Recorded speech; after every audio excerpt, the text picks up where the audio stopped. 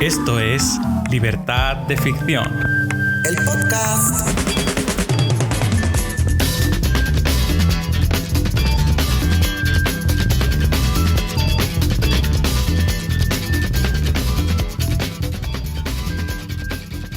Bueno, Andrés, pues nada, estamos de vuelta, volvemos a la carga. Primero de todo quiero darle las gracias a la gente que nos escuchó en el programa de final de año en el que hacíamos el repaso de las mejores y peores lecturas. Y nada, este ya es el primer programa oficial, se puede decir. A mí la verdad que me lo pasé bien haciendo el otro, el de fin de año, y me quedé con el gusanillo, así que bueno, vamos a ver a dónde nos lleva esto. Pues para mí el primer capítulo es el primero. Este viene siendo para mí el segundo, aunque bueno, para ti más bien el primero fue como para probar y tal, pero la dinámica que tuvimos yo creo que marcó bastante lo que va a ser la dinámica del podcast, ¿no? Sí, yo creo que sí. Mi intención es que sea pues las conversaciones que tú y yo tenemos normalmente, que las tenemos por WhatsApp, pues trasladarlas un poco aquí, porque me parece que hay temas de los que hablamos que a alguien le pueden servir o le pueden, les puede gustar escucharlo, y además que luego pueden comentar o pueden, interactuar de alguna manera con nosotros, y también a nosotros nos sirve para tener pues más opiniones, ¿no? sobre los temas de los que hablamos. Al final, tú y yo, es verdad que compartimos el gusto por la lectura, pero luego somos bastante diferentes en nuestros gustos y en las tendencias, ¿no? Y eso enriquece al final, porque la literatura, que es algo que hemos hablado muchas veces, la literatura es muchas cosas. Tiene un montón Pues sí. de elementos dentro, como todas las artes en general, ¿no? No es solamente trama, no es solamente ideas, no es solamente la belleza con la técnica que está escrito, no es solamente técnica, exacto, no es solamente estética tampoco. No sé, hay muchos elementos que juegan, entonces está bien que a mí me llamen más la atención unos, o que me llamen más la atención unos temas determinados y a ti otros y a otra persona, incluso que a lo largo de la vida van evolucionando. Es decir, a lo mejor Por yo supuesto. Dentro de unos años estoy donde estás tú ahora y tú estás en un sitio parecido al mío, o todo lo contrario. Pues sí, mira qué bueno que me digas eso, porque precisamente hoy yo me terminé de leer un libro que buenísimo, sobre 99 consejos literarios de Anton Chekhov. Una maravilla. ¿Y qué tal? Y más o Cuéntame. menos, ya te digo, te voy a decir, espérate. Sabes que yo a Chekhov es uno de los autores que tengo muy pendiente, pero no he tenido la ocasión de sentarme y decir, lo voy a empezar. Pero Bueno, sí que me apetece, ¿eh? Yo Chekhov no lo había leído nunca, y esto se llama Sin trama y sin final, 99 consejos para escritores. Es de Alba Editorial, es una edición de Piero Brunello, y no es que Chekhov escribió este libro, él no se dedicó a hacer un libro con 99 consejos para escritores, es una compilación de fragmentos de cartas que él le envió a otros escritores y colegas a lo largo de su vida, ¿no? Y lo que hicieron fue extraer de esas cartas los consejos de escritura. Él le hacía, por ejemplo, críticas a otras obras, o obras que le mandaban, o autocríticas. Entonces todo eso lo extrajeron e hicieron este compendio de consejos para escritores. Pero es una maravilla. Pero además, lo otro que me gustó muchísimo fue el nivel de identificación que yo alcancé con Chekhov, que es lo que ahora me va a llevar a mí a leerlo. Porque Chekhov como que dijo cosas que yo siento como joven escritor. ¿Sabes? La inseguridad, una serie de cosas como que, por ejemplo, mira, él decía que él no se sentía capaz de juzgar versos. A mí me pasa igual. ¿Sabes? Yo me siento incapaz de jugar poesía. Y tengo, te voy a contar una cosa. Déjame que te interrumpa un poquito, porque es que me acabas de recordar algo que no te lo he contado. No te lo he contado nunca, pero llevo tiempo haciéndolo. Y es, yo trabajo en una oficina y nos llegan mensajes de gente, ¿no? De gente que pide cosas. Entonces yo estoy, entre mis funciones, no lo hago siempre, pero de vez en cuando controlo los mensajes que entran en ese buzón. Ajá. Y de vez en cuando te escribe alguna persona que tiene algún problema mental, ¿vale? Y últimamente hay un señor, bueno, un señor o un joven, no lo sé porque no sé quién es, que nos escribe. Está claro que tiene algún problema. Es más, él mismo lo dice, pero escribe poemas. Entonces nos manda poemas. Ay. Y son unos poemas raros. Están en inglés, ¿vale? Pero yo los leo, yo los traduzco y los leo en español. Mi compañera y yo tenemos la teoría de que él los escribe en español y luego los traduce a inglés. Entonces, cuando haces la traducción inversa, suenan mejor que cuando los lees en inglés. ¿Pero quién manda poemas a una oficina? Pues, bueno, una persona que no está bien. Y yo no me siento capacitado para juzgar si un poema es mejor o peor. Y es verdad que en estos poemas se nota que la persona no está bien. Y de hecho esa persona en algún momento nos ha puesto que escribe bajo los efectos de medicamentos psiquiátricos, ¿vale? Ok. Pero tienen algo. No sé cómo decirte, pero tienen algo que me llama la atención. O sea, no están tan mal. Son muy sencillos, muy simples, pero son poéticos. Tienen algo poético. Entonces, por eso digo que al final hay público para todo. Y yo no entiendo a todos los poetas. Yo, bueno, de hecho no entiendo la poesía en general. Creo que la poesía es de toda la literatura lo más alto a lo que se puede llegar. Y no lo entiendo perfectamente. Algunos sí, los que son menos simbólicos, ¿no? Los entiendo mejor. Pero yo hay algunas voladas que, sinceramente, yo hay algunos poemas de Nicanor Parra a los que no llego. No estoy ahí. Yo la poesía lo veo como algo muy personal y conozco gente que tiene la osadía de decir, ay, no sé quién, qué poeta tan malo. Y yo me quedo así frío porque digo, pero ¿cómo yo catalogo de mala la poesía de alguien? Porque hay mucha gente que es aclamada como muy buena y cuando yo me leo sus poemas yo me digo, y se supone que debo sentir qué, ¿sabes? Entonces... Claro, es que al final también depende mucho de lo que a ti te haga sentir el escrito, ¿no? Y claro. Tiene que conectar contigo de alguna manera. Y es lo que hablamos siempre. Una cosa es que algo técnicamente sea bueno y otra cosa es que a ti te llegue. Yo hay escritores que reconozco que técnicamente son buenos, pero a mí no me dicen nada. Exacto. Y hay otros escritores que a lo mejor técnicamente pues no son tan buenos y sin embargo algunas cosas de las que escriben pues me llaman, por lo que sea. Tú sabes que a mí en la adolescencia, cuando yo vivía en el pueblo, que no me gustaba, yo me sentía súper mal allí, qué sé yo, y me refugiaba mucho en mi cuarto, en mi soledad, en mis libros. Un poema de Cavafis me ayudó muchísimo a forjar mi personalidad, por lo menos en esa época. Y desde entonces Cavafis se convirtió como en un referente para mí. Qué bueno. Te lo voy a leer, es brevísimo.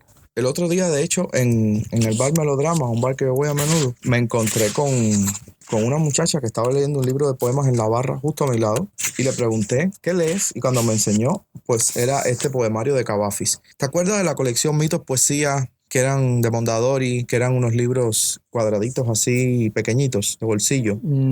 No los he visto. Yo pues, es que de verdad que poesía consumo lo justito. Tengo muy poco. Bueno, yo tengo una colección bastante grande de esa colección Mitos Poesía que se vendieron, creo que fue... Y a lo mejor, ¿sabes qué? Que a lo mejor, porque ahora que estoy pensando, en cambio me encanta escuchar poesía, pero no me gusta leerla. A lo mejor es porque yo no tengo un buen ritmo al leerla y no me gusta como la leo yo. Puede ser eso. Mira, te voy a compartir el poema de Cavafis que me cambió la vida en la adolescencia. Tiene varias traducciones. En esta se titula Cuanto puedas. Si imposible es hacer tu vida como quieres, por lo menos esfuérzate cuanto puedas en esto. No la envilezcas nunca en contacto excesivo con el mundo, con una excesiva frivolidad. No la envilezcas en el tráfago inútil o en el necio vacío de la estupidez cotidiana y al cabo te resulte un huésped inoportuno. Ese poema a mí me cambió. Porque claro, ponte a pensar que yo estaba en un momento de mi vida que vivía en el pueblo, que no me identificaba con nada de lo que me rodeaba, que nadie entendía mis aficiones y sentía la presión de tener que salir y de tener que socializar y hacer mil cosas que yo no tenía deseo de hacer. Y cuando yo me encuentro con este poema, ¿sabes? Que me dice, sí, imposible es hacer tu vida como quieres. Por lo menos esfuérzate en no tener tanto contacto excesivo con el mundo frívolo que hay allá afuera, con la estupidez cotidiana, para que la vida no te sea un huésped inoportuno. ¿Sabes? Me quedé así, dije, cojones. Claro, tiene mucho sentido para una persona que está en ese momento, ¿no? Claro, porque en la adolescencia tú sientes la presión social de tienes que ir a tal lugar, tienes que hacer esto, tienes que hacer lo otro. Claro, yo lo hacía, pero en el fondo estaba más el deseo de hacer otras cosas, y más en un pueblucho. Pero bueno, nada, era un momento poético. ¿Sabes que ahorita cuando hablabas de esta persona con mentally challenged, que escribe los poemas estos en inglés, la primera persona que me vino a la mente fue Sylvia Plath. ¿Tú has leído a Sylvia Plath? No la he leído. En algún momento, en algún programa, traeré un poema de este chico. Ay, por favor, sí. Sería genial. Pues mira, te recomiendo mucho La campana de cristal, que yo no sé por qué en mi mente, esto es una cosa muy de mi mente, te relaciona nada de Carmen Laforet con La campana de cristal de Sylvia Plath, que no tiene nada que ver, pero yo no sé por qué en mi mente lo relaciona. Bueno, son estas asociaciones que hacemos a veces un poco... Pero a lo mejor, mira, me has puesto a huevo un pensamiento que yo estaba teniendo hoy, que no sé qué te parecerá, bueno, porque no sé si has leído las dos, pero bueno. ¿Cuál? Yo estaba hoy relacionando en mi mente y me parecía que era un ejercicio bastante interesante comparar La casa de las bellas durmientes de Kawabata. Ajá, que la leí. ¿Sí la leíste? Pues entonces has leído las dos. Con La muerte en Venecia de Thomas Mann. Porque aunque son diferentes, aunque lo que te cuentan es diferente, pero las dos te están hablando de los mismos temas. Te están hablando de la belleza y te están hablando de el paso de la edad y de la muerte. Exacto. Te están hablando de cómo nuestra vida va llegando a su final, ¿no? Cómo se nos pasa la juventud y también de la belleza, ¿no? Y de esa admiración de la belleza. Y las dos son una persona mayor que está admirando la belleza de una persona joven. Es verdad que luego ya al final... A lo mejor no se diferencian tanto como pueda parecer. No sé, yo creo que sería un ejercicio muy interesante compararlas. La relación está, y ahora que lo dices, pues mira, Nada de Carmen Laforet y La campana de cristal sí tienen un punto en común, que es que ambas tienen de protagonistas a jóvenes con aspiraciones universitarias y de crecimiento personal y tal, que están en un momento fuerte de sus vidas, en ambientes turbios y con confusiones mentales importantes. Mira, Nada, aunque es un poco anterior a Carmen Martín Gaite y a la generación esta de medio siglo, pero bueno, está ahí, ¿eh? Es un poquito anterior, pero no mucho. Carmen Martín Gaite, en un ensayo, que no recuerdo el nombre, hablaba de que lo que habían escrito muchas de las escritoras de esa generación de medio siglo o a mediados del siglo XX en España era sobre un arquetipo que ella llamó la chica rara, que es la chica que no encaja. Y la chica rara al final es una chica que tiene unas ciertas aspiraciones y que tiene una mentalidad más abierta de la que existía en la España de aquella época, que en realidad era bastante cerrada, muy centrada en la religión, ¿no? Y con unos valores muy anticuados. Y que al final ese personaje de la chica rara que estaba en casi todas las novelas, pues de Carmen Martín Gaite, de Ana María Matute, de Josefina Aldecoa, al final ese personaje es una proyección de ellas mismas, de la propia vida de ellas, porque ellas eran unas chicas bohemias, con una mentalidad bastante abierta y de izquierda, ¿no? Tú fíjate que Ana María Matute se divorció de su marido y él, con la legislación de aquella época, con las leyes que había en ese momento en España, se quedó con el hijo. Ellos tenían un hijo en común, no la dejaba verlo.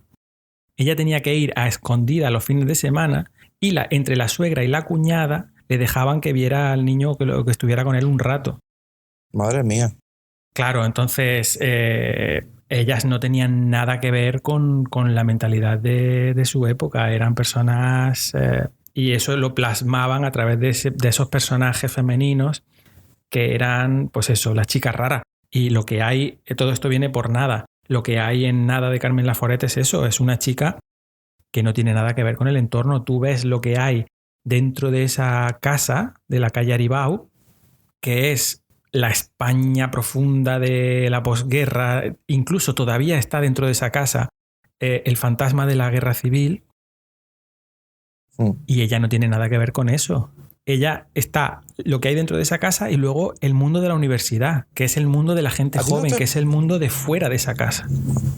Claro. ¿A ti no te pareció que la muchacha, la protagonista, era como media lesbiana?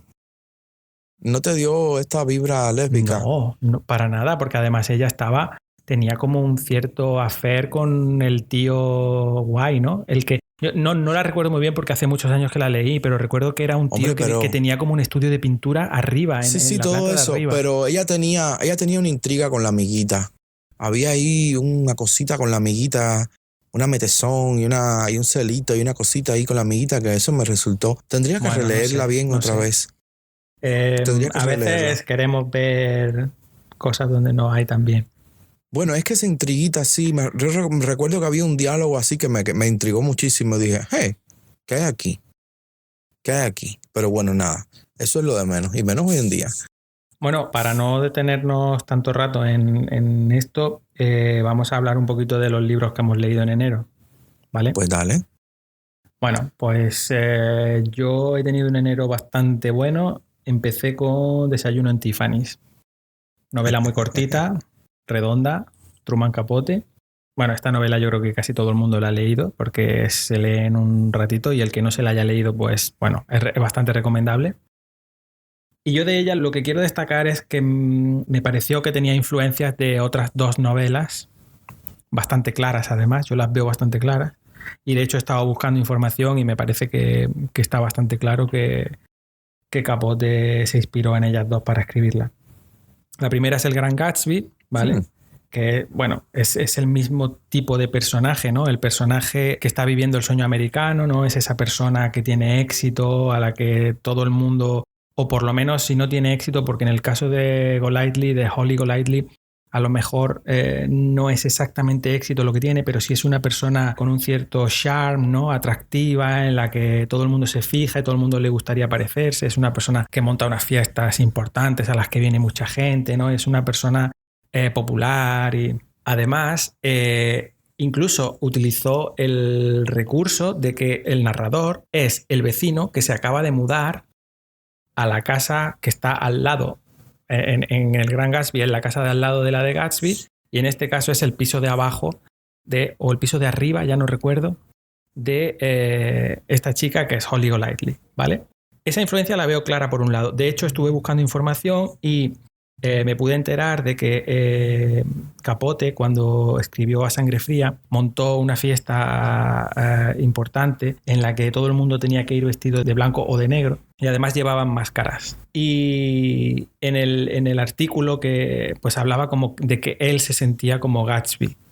Y luego otra cosa que ya es lo que confirma es que él estuvo como guionista en una película que hizo en los años 70 Coppola, que es El Gran Gatsby. Lo que pasa es que lo despidieron. Y a mí me causaba un poco de curiosidad saber también, pues ya salsear un poco, ¿no? Y ver por qué lo despidieron. Y es porque empezó a lo que estábamos hablando hace un momentito, a ver cosas donde no las hay. Y empezó a hacer interpretaciones que a lo mejor, o sea, él quería introducir en la película unas ciertas interpretaciones que a lo mejor el director llegó a un momento que dijo, bueno, hasta aquí.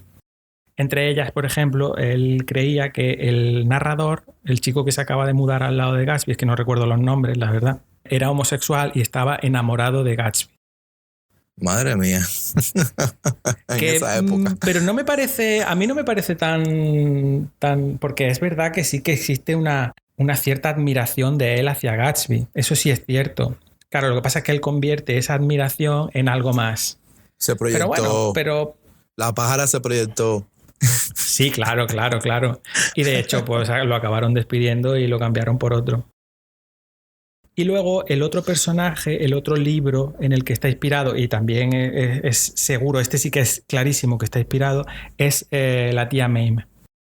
Holly Golightly se parece bastante al personaje de la tía Mame, que es igual, lo que pasa es que la tía Mame es un personaje más creado para el humor, ¿no? Para un libro que es un libro humorístico. De hecho, yo esa novela la tengo reseñada en el canal de Instagram y se la recomiendo a todo el mundo porque es bastante divertida, aunque tiene un humor... Patrick Dennis se llama el autor. Patrick Dennis. Sí, la novela de la tía Mame. De hecho, hay varias, hay dos novelas de la tía Mame por lo menos. Está la tía Mame y luego la otra es algo así como La vuelta al mundo con la tía Mame, algo así. ¿Ah, sí? Sí, y hay una película. Hay una película también de la tía May.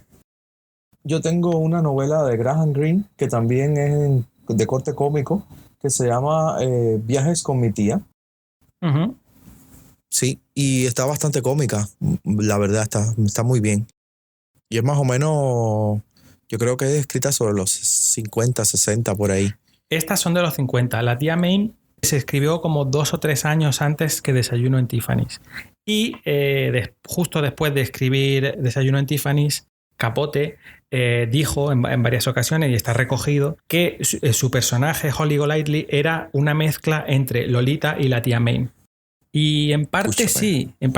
Es una tía May, que es ese personaje también pues divertido, esa mujer con charm, ¿no? A la que todo el mundo se quiere acercar y que es popular y que monta esas fiestas y que tiene esa forma tan excéntrica de comportarse, ¿no? Por un lado, y un poco disparatada. Y por otro lado tiene ese pasado, en el momento en el que el personaje empieza a rascar, ¿no? A ver qué hay detrás de toda esa parafernalia, se encuentra con un personaje pues, que tiene un pasado mucho más triste, que da más pena, que eso también está presente en Gatsby, ¿no? Porque sí, claro. Lo primero que se ve del gran Gatsby es pues lo grande que es, ¿no? La mansión que tiene, lo rico que es, la cantidad de gente con la que se relaciona, lo popular que es.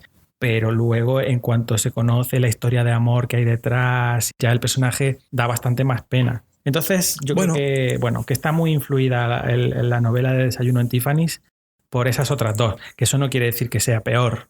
Es una buena novela, está bien escrita, pero bueno, tiene esas influencias. A mí me pasó cuando la leí que me gustó más la película que el libro. También, ¿qué pasa? Que Truman tenía toda una maquinaria de marketing a su alrededor, y aunque escribiera 3 mierdas, pues había una campañita de marketing y un todo. Y eso ayuda a un mundazo. Aparte de que tenía talento. Pero la película a mí me gustó muchísimo más que la novela. Y me pasa algo con Desayuno en Tiffany, con esta muchacha, ¿cómo se llamaba la actriz? Audrey Hepburn. Que por cierto, Truman Capote no la quería en la película porque él tenía la idea de que la protagonista tenía que ser Marilyn Monroe. ¿Qué va? No me imagino haciendo de... ¿Sabes qué pasa? Que no te la imaginas porque yo creo que una vez que hemos visto a Audrey Hepburn hacer ese personaje ya no te puedes imaginar a nadie más. Pasa, sí. Y además lo hizo tan bien y fue tan icónico. Claro, es que ¿sabes? Fue tan icónico que es como si tú me dices que Baby Jane lo tiene que hacer otra persona que no sea Bette Davis. Es que no, exacto, por favor, ¿verdad? No me lo puedo imaginar en nadie más. A mí me pasa que también Sex and the City, que es una serie que me encanta, yo veo mucho de la Golightly en Carrie Bradshaw, la protagonista de Sex and the City. Uh-huh. ¿Y sabías que el apellido Capote lo tomó él de su padrastro que era cubano? Sí, sí sabía la historia y te voy a explicar por qué lo sé. Porque el padre era cubano, pero el abuelo, no sé si el abuelo o el bisabuelo, era palmero y fue palmero de la isla de La Palma, en Canarias. Y de ahí, ajá, de hecho, en La Palma todavía hay alguna familia con el apellido Capote. Y de ahí se fueron a Cuba, porque entre Cuba y La Palma hay, muchísima relación. Han sido 2 islas entre las que ha habido barcos yendo y viniendo de siempre. Hombre, la mitad de mi familia es canaria. Sí. Y sí, hay mucho cubano en La Palma y mucho palmero en Cuba. Es así. Y luego de allí, de Cuba, esa familia se fue a Estados Unidos. Pues sí, aquí hay muchísima gente que ha pedido Capote. Hay hasta una heroína de la patria que se llama Menda Capote. Bueno, es que Cuba es la mezcla. Es que allí hay gente de Canarias, pero hay gente de Portugal, pero hay gente de Holanda, pero hay gente yo creo que de todos lados, ¿no? Sí, porque en algún momento fue tierra de oportunidades. Claro, sí, qué pena. Bueno, te cuento mi siguiente libro. No sé si tú quieres contar alguno, me interrumpes y...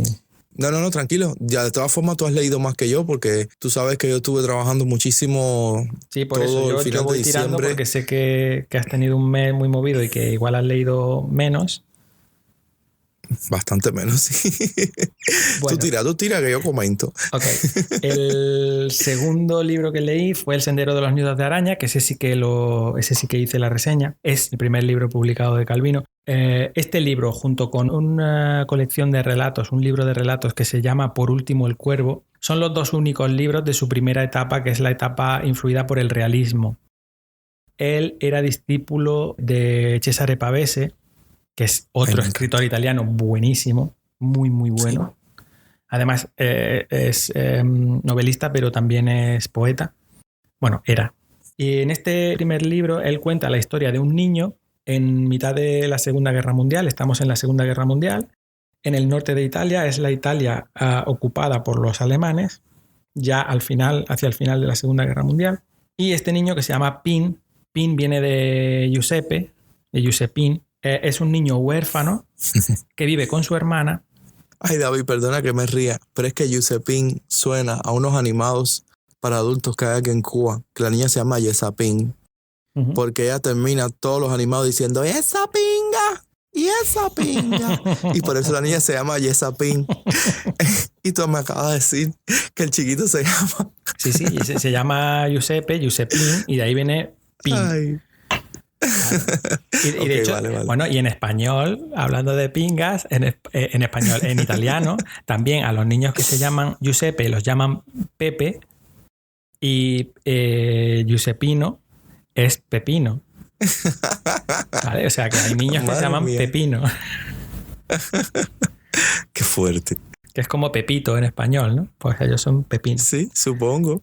Bueno, este niño, Pin, como he dicho, es huérfano y vive con su hermana, y su hermana tiene que prostituirse con los soldados alemanes para poder mantenerse ella y mantener al hermano. Pin también es aprendiz de zapatero, pero casi no va por la zapatería porque, bueno, el dueño, el zapatero, es un señor que tiene problemas con el alcohol y está casi siempre o borracho o lo han metido en la cárcel, en fin, que por la zapatería pasa poco. Él también es un niño que se encuentra muy solo porque nadie se quiere juntar con él. Las madres no dejan que otros niños se junten con él porque él es el hermano de la prostituta, y además la prostituta que se acuesta con los alemanes, que son los invasores. Y además es muy mal hablado. Es un niño muy mal hablado porque está siempre en la calle y frecuenta mucho las tabernas. Él canta muy bien, entonces se va por las tabernas y entretiene a los adultos. Y les llama la atención. Y su forma de llamar la atención para intentar luchar contra esa soledad que él siente es insultar a la gente. Él los insulta o se mete con ellos simplemente para que ellos le hablen, para que ellos reaccionen y él tener la atención de la gente. Es como, bueno, pues como cualquier joven que quiere llamar la atención, ¿no? Claro. Entonces, en una de estas, los hombres que están en el bar están hablando de unirse a los partisanos, ¿no? Para combatir a los invasores nazis, ¿no? A la ocupación nazi. Y él se mete en mitad de la conversación, empieza a insultarlos y tal. Entonces ellos le dicen que no van a volver a hablar con él hasta que él le robe la pistola a un marinero alemán que se está acostando con la hermana últimamente. Y él, claro, como lo que quiere es llamar la atención de la gente, pues en un momento en el que están manteniendo relaciones sexuales, él se cuela en la habitación a gatas y le roba la pistola. No voy a contar más. ¿Hay alguna película de esto? Porque hay escenas así que me rememoran algo. Me suena que puede ser que sí. No lo tengo claro. No lo sé. Pero me suena que puede ser que sí. No sé por qué siento que hay una película de esto. O quizá hay alguna película que tomó algo de esto. No sé. Bueno, pues no cuento nada más a partir de ese momento, pero como todo el mundo se puede imaginar, a partir de ahí empiezan una serie de aventuras en las que ese niño se va a ver inmerso dentro de los avatares de la Segunda Guerra Mundial. Y además va a estar presente en el frente de los partisanos. Todo esto tiene también una cierta parte autobiográfica porque Calvino en su juventud fue comunista y estuvo luchando en la Segunda Guerra Mundial con los partisanos contra la ocupación de los nazis. Y Calvino, de hecho, nació en Cuba. Volvemos a otro relacionado con esta pequeña y excéntrica isla. Exacto, Calvino nació en Cuba porque sus padres estaban allí trabajando.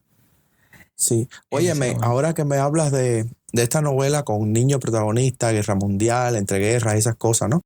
Me vienen a la mente dos novelas que a mí me gustaron muchísimo.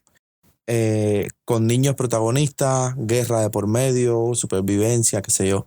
Una es Klaus y Lucas, la trilogía de Agatha Christoph, y la otra es El pájaro pintado de Jerzy Kosinski.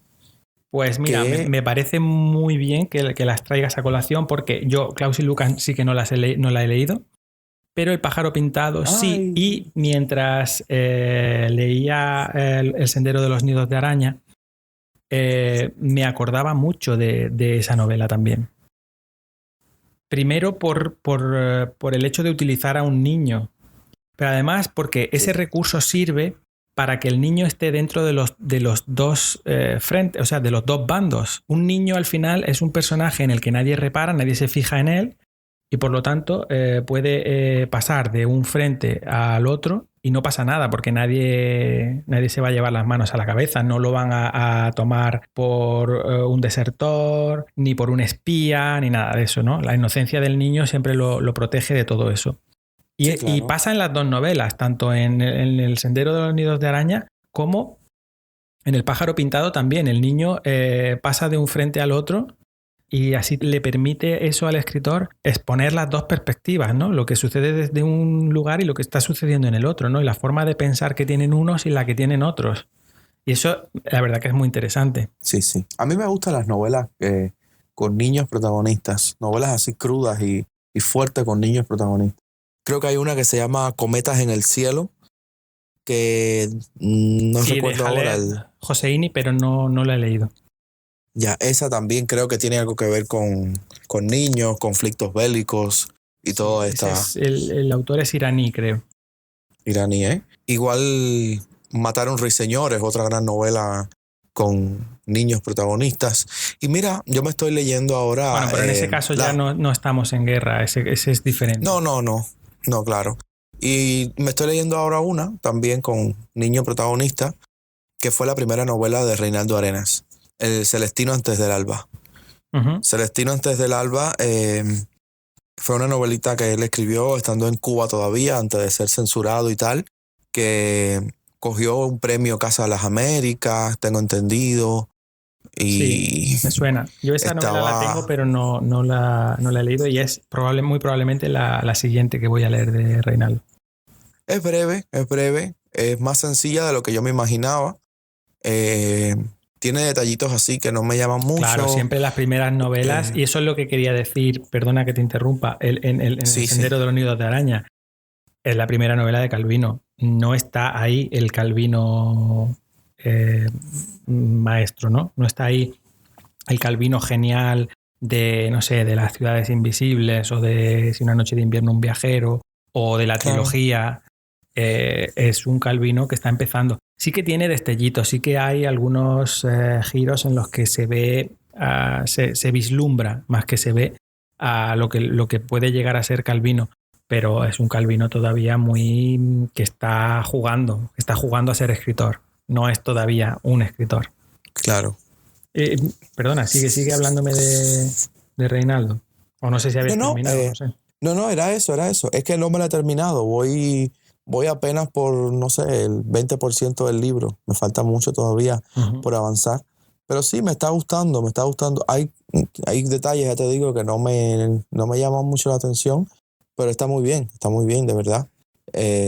Y es la historia se siente autobiográfico otra vez, como con Arturo la estrella más brillante, como con Antes de que anochezca. Bueno, porque Antes de que anochezca ya directamente es biográfico, es que es una biografía. Exacto. Claro. Y Arturo la estrella más brillante es como un ensayo antes de escribir Antes de que anochezca, porque es lo mismo, los gays en los campos estos de trabajo forzado y tal. Y aunque fíjate que es verdad que a mí me pasó con él que a pesar de que Antes que anochezca es una biografía, pero está muy novelada. O sea, a mí me daba la sensación de que él estaba adornando la realidad bastante. Sí, porque y aquí todos los chicos, todos con los que él había estado, todos eran bellísimos y había cosas que yo decía, esto... Mira, aquí en Cuba, la gente del gobierno que lo censuró y que estaba en contra de él y tal por las demandas que él hizo, se aprovechaban de eso, de lo mucho que él ficciona, de su carácter histriónico, histérico, de todo lo que él adorna, para poder también calumniarlo, ¿sabes? Para poder decir, mira, esto que él dice, eso es mentira, no sé qué. De hecho, él tiene detractores dentro de los círculos de intelectuales con comillas. Bueno, si los tiene todo el mundo, es decir. Por eso. Entonces, pues nada, como te decía, se siente autobiográfico porque es un niño en el campo que vive con la abuela, el abuelo, la mamá, unas relaciones súper violentas, familiares, un abuelo súper violento, esto, guajiro atravesado. Y un primo que queda huérfano se va a vivir con ellos. Un primo que escribe poemas, que tiene ciertas inclinaciones más intelectuales y claro, no encaja dentro de ese mundo rural y corajido y torpe y tosco y tal. Y entonces algo me dice que ahí se está cocinando un amorío homosexual infantil por la forma en la que se va proyectando el personaje que narra, que es pero que me da que es como una forma de onanismo, ¿no? Porque en realidad, por lo que me estás contando, el primo también es un poco una proyección de él. De él, claro, que no encajaba en ese entorno rural en el que él se crió también, porque él se crió con sus abuelos también en ese entorno, ¿no? Y la mamá y todo eso, sí, claro que sí, claro que sí. Es como un unanismo, exactamente. Sí, porque al final es él. Yo estoy tan enamorado de mí mismo, claro, desde que soy chiquitico, que voy a escribir. Que voy a escribir cómo me lío conmigo mismo. Madre mía. Bueno, mira. Pero eso lo hacen muchos escritores que tienen varias partes de su personalidad. Mira, los detectives salvajes. Los detectives salvajes. El chico... a ver si me acuerdo de los nombres. El chico que empieza contando su historia, que él conoce a Belano y a Arturo, es García Madero, creo que era. No me hagas caso, pero creo que se llamaba García Madero. Ese chico, en parte, es Bolaño. Lo que pasa es que es el Bolaño de antes de ser poeta, antes de considerarse a sí mismo poeta. Y luego tenemos a Arturo Belano, que también es Bolaño. Lo que pasa es que es el Bolaño que ya es poeta o que ya se cree que es poeta. Esos dos personajes en realidad son dos facetas de él mismo. Yo creo que ese recurso lo utilizan con cierta frecuencia, ¿no? Bueno, tú sabes que yo no me leí Detectives Salvajes. No, en el momento en que la empezamos a leer en lectura conjunta, pues yo aborté misión porque... Bueno, pero para mí no era el momento. Esa primera parte sí llegaste, ¿no? Sí, claro. Sí, yo llegué a esas primeras partes, pero ya te digo, no tenía la cabeza como para ese tipo de historia en ese momento. Bueno, de todas maneras, ahora en febrero vamos a retomar a Bolaño. Así, con José. Exacto. A mí me da que una vez que leas esta, Estrella Distante, después, valga el símil, te va a entrar mejor el siguiente, el de los detectives salvajes. Porque... Bueno, ya yo me leí de él una novelita Lumpen hace tiempo, que ni fu ni fa. Bueno, o a lo mejor simplemente no es un autor para ti y ya está, no sé. Puede ser, pero... A mí, yo debo decir que los detectives salvajes, cuando lo leí mientras lo estaba leyendo, se me hizo un poco largo y un poco pesado. Yo soy un lector que nunca acierto, o sea, siempre empiezo a leer a los autores por donde no debo. Peco siempre de eso, siempre. Yo empecé a leer a Bolaño con 2666. O sea, me leí ese tocho enorme. Y además me lo leí de un casi, en fin, me lo devoré. Me encantó. Es verdad que tiene la parte de los crímenes, es una parte un poco más pesada, pero... ¿Por qué?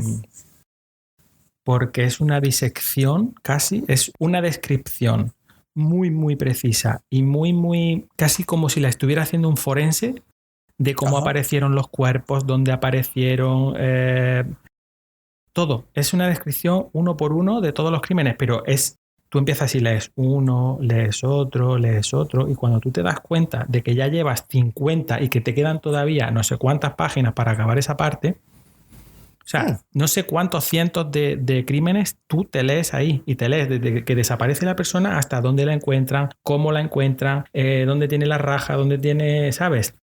Es una descripción muy, muy precisa, como si fuera un atestado policial o como si fuera un informe forense. Tú sabes que Patti Smith tiene esa novela como una de sus favoritas. Es muy buena, es que es muy buena. Y el otro día hay un Bustagramer que se llama Apellido Bonete, que también tiene una columna en no sé qué periódico, y subió que esa novela estaba sobrevalorada.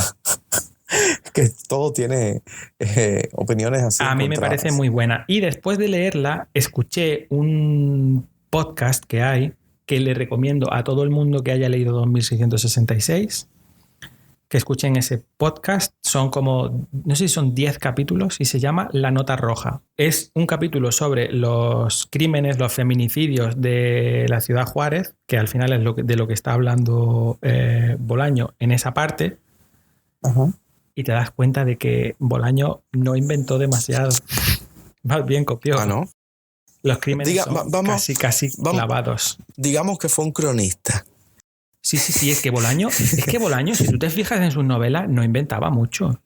Bolaño contaba su vida. Lo bueno, en lo que él era muy bueno, era cómo la contaba. Porque a mí lo que me parece muy bueno de los detectives salvajes es que coge una novela que, como ya hablamos en el resumen de lectura, para mí se parece a La carretera, pero la convierte casi en una novela policíaca en la que están buscando a Cesárea Tinajero, a esa poeta perdida, y la forma que tiene de contarlo es como si fuese una novela policíaca, ¿no?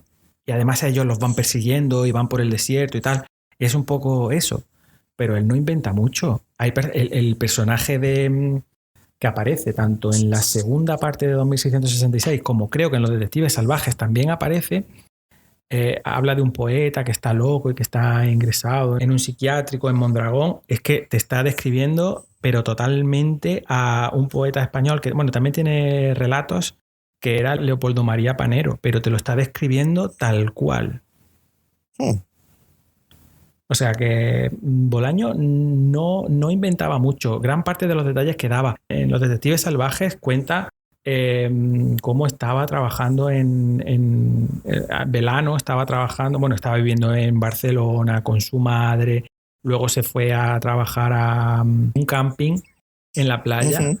Es que todo eso le pasó a Bolaño, todo eso lo hizo Bolaño. Es que está contando su vida, tampoco es, ¿sabes? No hay mucha ficción en lo que cuenta Bolaño. Lo interesante es cómo lo hace.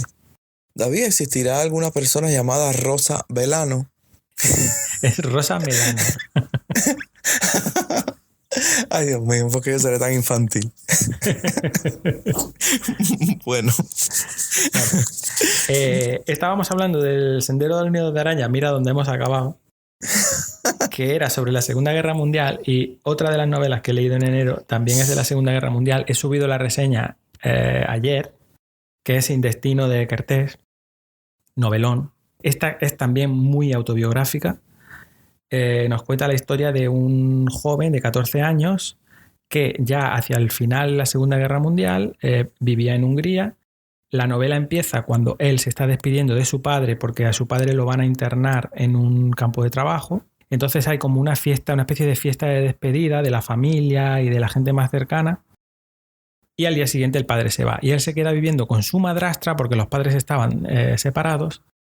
Y bueno, pasado el tiempo, él no puede seguir estudiando en el colegio porque ya los judíos no pueden ir al colegio, y consigue un empleo muy mal pagado y un empleo en el que hace trabajos, los trabajos que nadie quiere, digamos, de limpieza, de desescombro y tal, en una fábrica.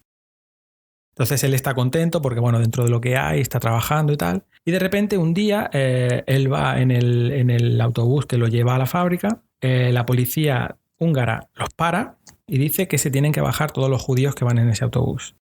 Y los deja allí esperando y van parando a todos los autobuses que van pasando detrás de ese, y de todos los autobuses se bajan todos los judíos. Y entonces los llevan a una comisaría y les dicen que tienen que esperar allí a tener más instrucciones. En el momento en el que llegan las instrucciones les dicen que se tienen que ir, les dan a elegir, pero en realidad no les están dando a elegir porque les están vendiendo súper bien que la elección es quedarse en Hungría, pero que no van a poder trabajar más y que, en fin, y que lo van a pasar muy mal y tal, o irse a Alemania a trabajar a Alemania, a otras fábricas diferentes, con unas condiciones muy buenas y tal.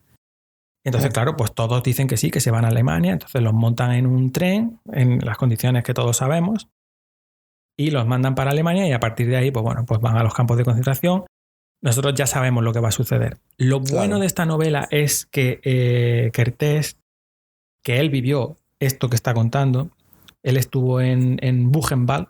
Kertész tardó 30 años desde que acabó la guerra, desde que lo liberaron, hasta que escribió esta novela que salió en el año 75. Y en esos 30 años tuvo tiempo suficiente como para digerir todo lo que había sucedido y para contarlo sin revanchismo, sin apasionamiento, sin resquemor, para contarlo de una forma objetiva. O sea, lo cuenta como realmente se vivió en aquel momento, que es que el protagonista no sabía qué era lo que le iba a pasar a continuación. Lo sabemos nosotros porque ya conocemos la historia de la Segunda Guerra Mundial porque nos la han contado y sabemos lo que fue el Holocausto. Pero ellos en ese momento no lo sabían. Entonces, y además, los alemanes en este libro no son los alemanes que todos hemos visto en las películas, esos alemanes malos que los tratan a patadas y no sé qué. No, aquí son súper elegantes, súper... tienen muy buenas maneras y con muy buenos modales. Les dicen que se van a ir a trabajar a un sitio muy bueno y tal. Y entonces parece como que todo lo que va sucediendo es como un mero trámite. Y son ellos los que van por su propio pie y los que acceden a irse a trabajar a Alemania. Una vez que están allí, son ellos los que van con su propio pie hacia las cámaras de gas. Son ellos los que están trabajando. En fin, lo que está contando es una visión diferente a todo lo que estamos habituados a ver. Sí, y yo creo, desde mi punto de vista, merece la pena leerlo porque es muy objetiva. Es una visión... ¿Repite el título? Sin destino. De hecho, el libro se llama así porque al final del libro él dice que el destino no existe, que si creemos en el libre albedrío, el destino no existe. Y que lo que le sucedió a los judíos en la Segunda Guerra Mundial no fue algo que no fue el destino que su Dios les tenía preparado. Fue algo que estuvo totalmente organizado y orquestado por los alemanes, pero algo en lo que de alguna forma ellos también participaron, porque ellos no se rebelaron en ningún momento. Y ellos fueron por su propio pie hasta las mismas cámaras de gas, ¿no? Es más, el libro también insinúa... Bueno, David, ellos también estaban en barracas, obligados a trabajar, ya estaban famélicos, tampoco podían defenderse mucho porque no tenían ni armas. Pero eso es al final. Antes de llegar ahí pasaron muchas cosas y ellos eran un colectivo, no te voy a decir que mayoritario, pero sí un colectivo numeroso y sobre todo un colectivo que tenía dinero, que tenían cierto poder, que podían haberse opuesto a los alemanes y haber creado una cierta resistencia, pero no lo hicieron. Sí. Y de hecho él al final del libro pues insinúa que muchos judíos, cuando ya salieron de los campos de concentración, los que sobrevivieron, tenían un cierto cargo de conciencia y que por eso hubo muchos de ellos que se acabaron suicidando. Es verdad que también, pues está el tema de que, que se quedaron tocados psicológicamente y que el hecho de sobrevivir también suponía una losa y tal. Bueno, yo ahí ya no quiero rascar demasiado y tampoco quiero hacer interpretaciones fuera de lo que es el libro. Pero lo que sí digo es que es un libro que merece la pena leer porque es una visión diferente a la que nos aportan normalmente otros escritores que habían vivido también el Holocausto, en los que nos venden una historia mucho más apasionada y mucho más de buenos y malos, ¿no? Y aquí claro. Yo creo que Kertész es muy justo con unos y con otros. Que por supuesto los alemanes lo hicieron fatal, pero el vender que los trataban a patadas y que los llevaban a patadas a los campos de concentración, pues tampoco fue exactamente así. Tú sabes que este tipo de novelas de las guerras mundiales es como todo ya un nicho de mercado dentro del negocio literario, ¿no? Sí, hay montones. Y de hecho hay muchas de una calidad, en fin, muy dudosa. Pero vende. Sí, claro, pero venden igual porque hay gente que son fanáticos de esa etapa de la historia y tienen como mucho morbo con todo eso y leen todo tipo de literatura que venga y que retrate la época. Y como ya supuestamente se habrán leído casi todos los clásicos de esa época, pues cualquier cosa que venga nueva. Mira, otra cosa que no tiene este libro y que sí tienen esos libros de los que tú me estás hablando es sentimentalismo. No juega en ningún momento Kertész a buscarte la lagrimita. Y yo eso es algo que valoro. Sí, claro, porque también es una visión diferente. Quizá él también era un tipo frío y medio psycho, como para no tener sentimentalismo ante una cosa tan Sí. cruel. Porque vamos a estar aquí, lo normal para un ser humano normal, con una mente normal, es que ante una agresión y ante una cosa tan violenta y tan traumática, exista el sentimentalismo. Lo que no es No, sano pero es... yo no creo que esos libros sean sentimentalistas porque el no, pero autor me haya estás vivido. diciendo Es que que de hecho este... muchos autores ni han vivido la guerra. Yo creo que esos Bueno, sí, libros de los que claro. estamos hablando son sentimentalistas porque están buscando a Está un bien, cierto público. pero no, y no solo un cierto público. También tú leíste Matadero 5 de Kurt Vonnegut. Sí, muy bueno también. Ya, lo que le dijo la esposa del amigo a Kurt Vonnegut, como que otra novela de guerra que exalte a los héroes, que no sé qué más, esto que lo otro, que hace reproducir el sentimiento. Me parece que un Mira, poquito de para mí Matadero sentimentalismo no 5, está mal. solamente por la escena que tiene en la que todo sucede marcha atrás, solo por eso ya merece la pena leerlo. Vale, pero lo del sentimentalismo y tal, no lo veo condenable, ¿eh? Porque igual lleva otras cosas. Ah, mira, me parece bien que haya una que sea como así fría, de paso a paso. Pasó esto, pasó lo otro, pasó lo otro. Fría Sucedió no es esto. fría tampoco, ¿eh? Es Vale, objetiva, pero fría no diría. objetiva. Pero no Vale, es vale. sentimentalista en el sentido de esa novela que deliberadamente está buscando, y se nota además que llores un poquito o que te dé lástima de los pobres judíos y tal. Es una novela, pues bueno, que te relata lo que sucedió y ya está. Por ponerle una pega, porque tenga una peguita, que es una peguita para mí, pero que seguramente habrá mucha gente que lo agradecerá. Yo la primera novela que leí de Kertész, como siempre empiezo por donde no hay que empezar, fue Liquidación, que es la primera novela que escribió justo después de ganar el Nobel. Y a mí de Liquidación me había gustado mucho la estructura que tenía, que era bastante compleja. De hecho, dentro del libro había un libro que contaba lo que iba a suceder en el propio libro. Bueno, es una estructura como muy en espiral y tal, muy, muy enrevesada. Y eso me gustó mucho. Y en cambio esta es sencillita, es la historia lineal típica que empieza en el comienzo, acaba en el final y ya está. Y te cuenta lo que hay en medio de forma cronológica y se acabó. No hay saltos, no hay nada. Me parece que está bien, porque esta novela está pensada para que para contar una historia que llegue a todo el mundo al máximo posible y había que hacerlo de esa manera. Claro, claro, claro. No, es que también hay que pensar en el público a veces para ciertas obras. Y si es como tú dices, que es para que se entienda bien una cosa que sucedió y tal, pues era mejor que fuera Sí, de hecho potable. está contado con una prosa nada lírica, es una prosa muy directa, muy sencilla y que se entiende perfectamente. Vamos, la puede leer todo el mundo. Te voy a decir lo que me he leído yo, porque bueno, he leído bien poco, pero bueno, me leí a principios de enero, en un tiempito libre que tuve, una novelita breve que me gustó mucho, que se llama El Necrófilo, de Gabriel Whitcomb. Gabriel Whitcomb parece que tiene como otras novelas muy buenas, porque cuando subí la reseña me hablaron muy bien de ella. Esto es lo primero que leo de ella. Es uno de estos libros rosados de la colección La sonrisa vertical de Tusquets, de estos eróticos. Y esta es una novela bastante original en cuanto a la temática, porque retrata a un necrófilo. Es un señor... Vaya, nada en el título me lo hacía suponer.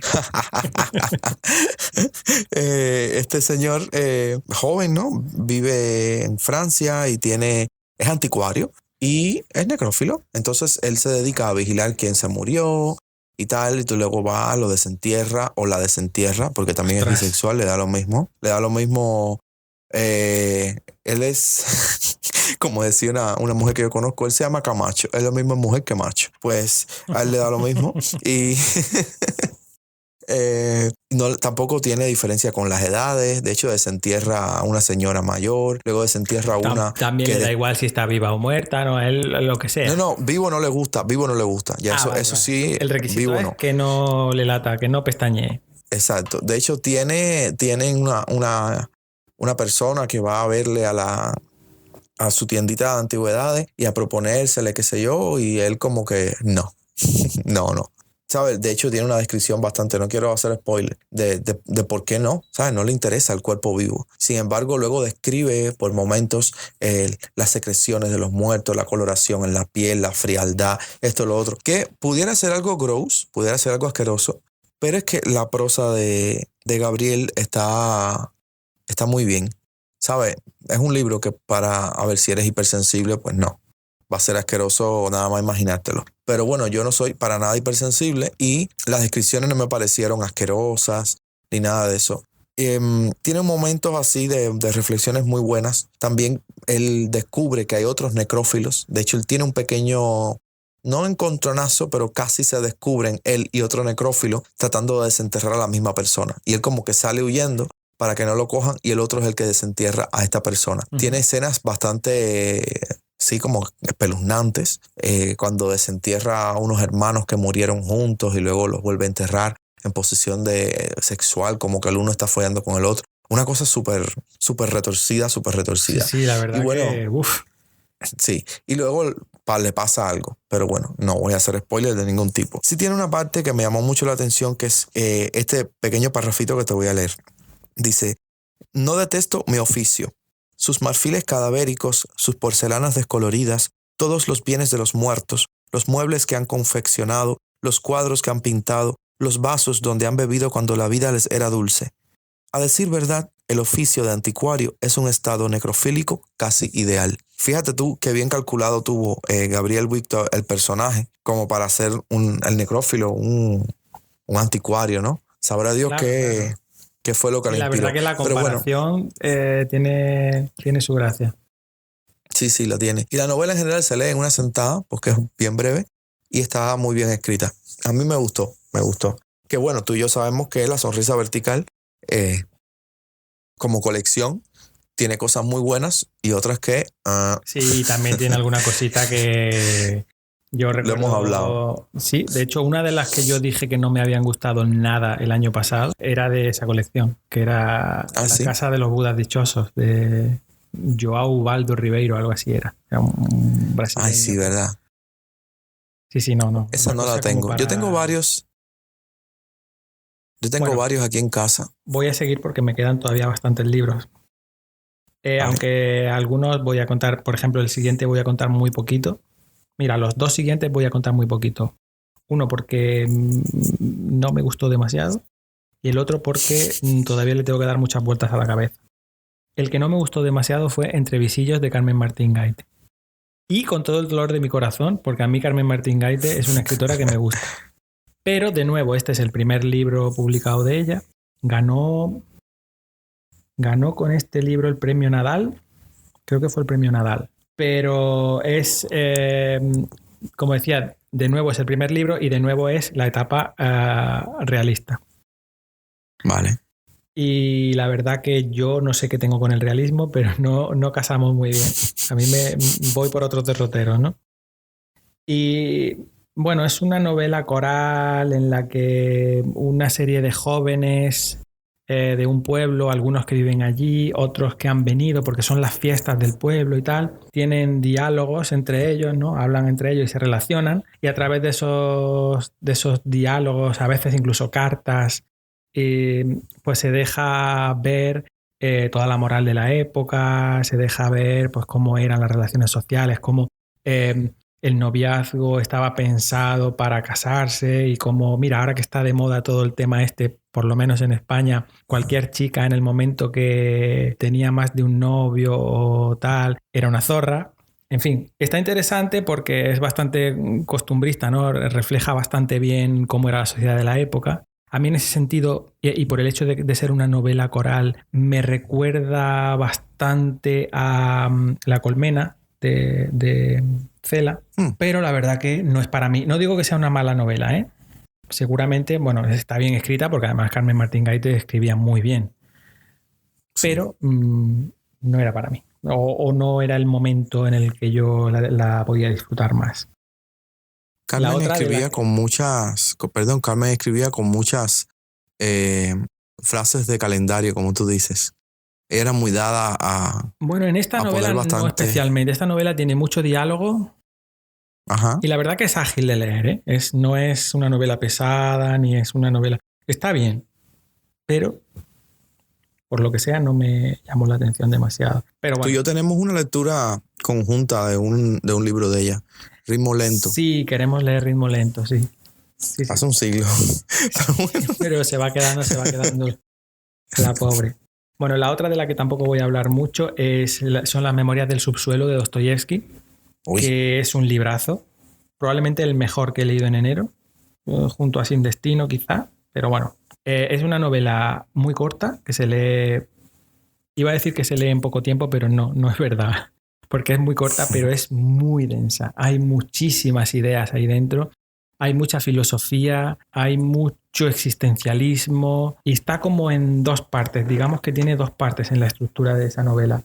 La primera parte en la que el narrador habla casi como si fuera un ensayo de los motivos por los que un hombre no siempre actúa de manera racional, porque la vida es algo que va más allá de la racionalidad y no siempre hacemos cosas impulsados por nuestra razón, sino que hay momentos en los que los sentimientos o bueno, cualquier otra cosa influye en nuestro comportamiento. Y luego una segunda parte en la que cuenta su historia y con esa historia ejemplifica esa primera parte que parece un ensayo en la que nos ha contado de lo que quería hablar. O sea, en la primera parte nos cuenta directamente el tema del que quiere hablar y luego lo ejemplifica con cosas que han pasado en su vida y que nos llevan a la misma conclusión que él ya había expuesto en la primera parte, ¿no?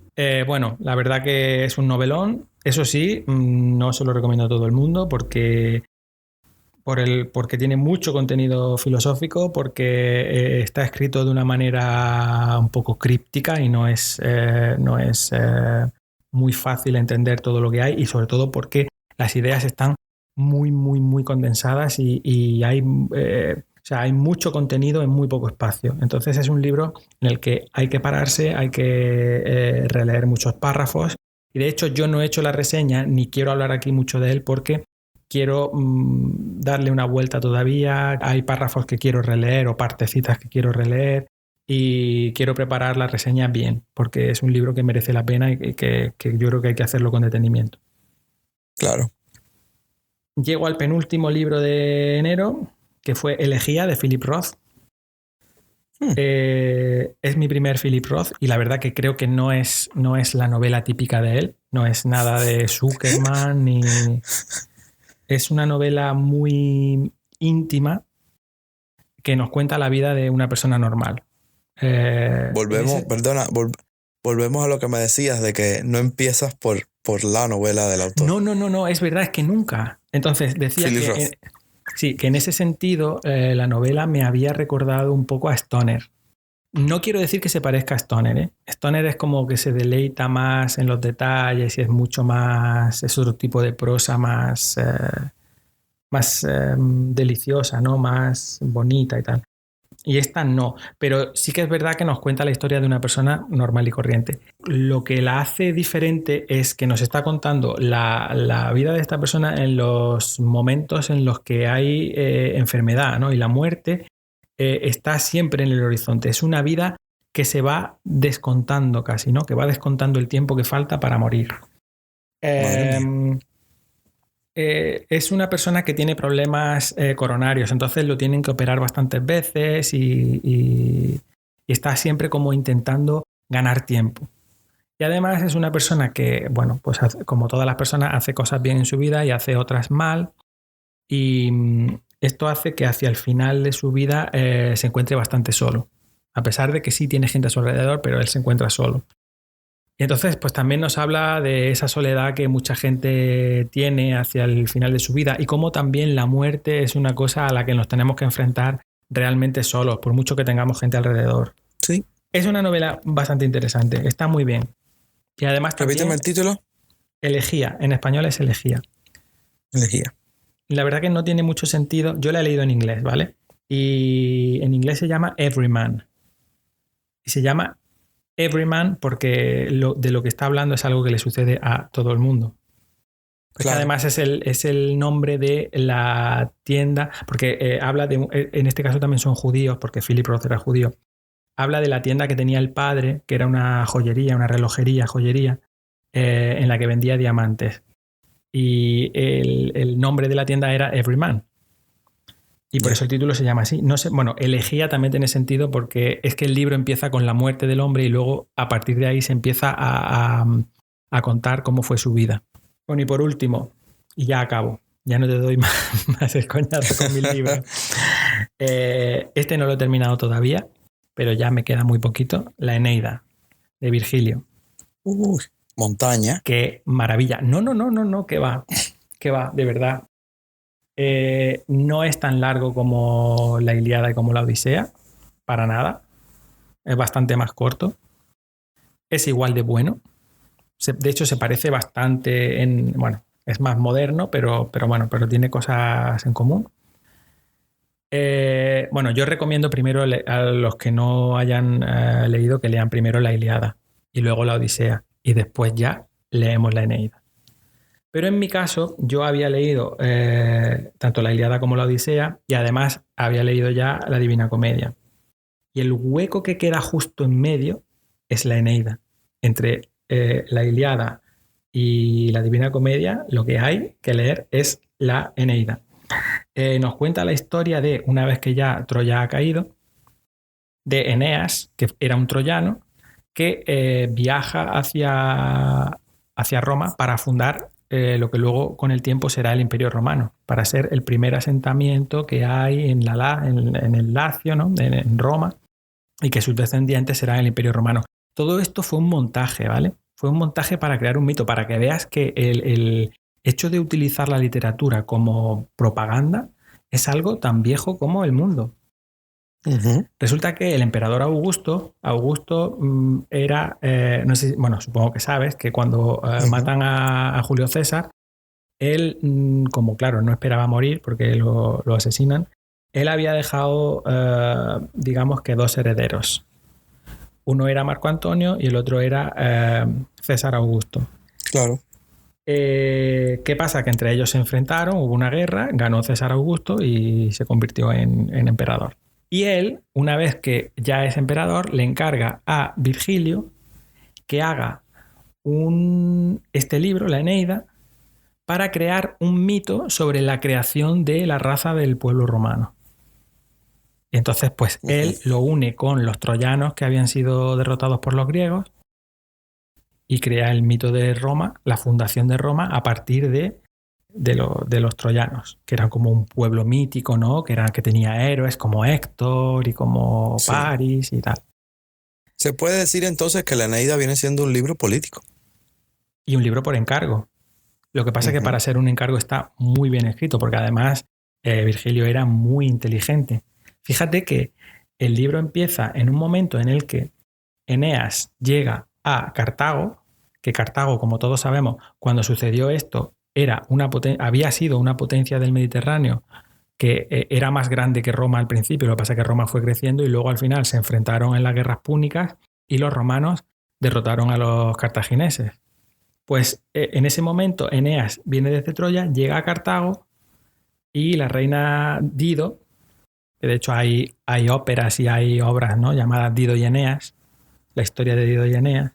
Ella se enamora de él y entonces quiere que se quede allí, pero él sabe que no, que los dioses le han predestinado que él tiene que ir a Italia porque allí creará un pueblo que será glorioso y tal. Pero él está poniendo ya como el núcleo de lo que luego será el enfrentamiento entre Roma y Cartago ahí, y él va colocando sus piezas y todo al final encaja como un puzzle. Y entonces ese mito queda imbricado, queda unido, ¿no?, con la propia historia, con la historia real, de manera que tampoco se puede diferenciar mucho. Está muy bien hecho. Además, ese libro tiene algo muy importante, y es que todos no, muchos de los que leímos la Ilíada en su momento, por lo menos a mí me sucedió, yo pensaba que como la Ilíada va sobre la guerra de Troya, que íbamos a encontrar ahí al caballo de Troya. El caballo de Troya no está en la Ilíada, porque la Ilíada solamente cuenta una parte de la guerra de Troya y no llega al final. Entonces, Eneas, cuando ya está en Cartago, la reina Dido le dice, bueno, y cuéntame qué fue lo que pasó en Troya. Y entonces él le cuenta lo que pasó a partir del caballo. Mira tú. Con lo cual, el que quiera leer acerca del caballo de Troya, lo que tiene que leer es la Eneida, no la Ilíada.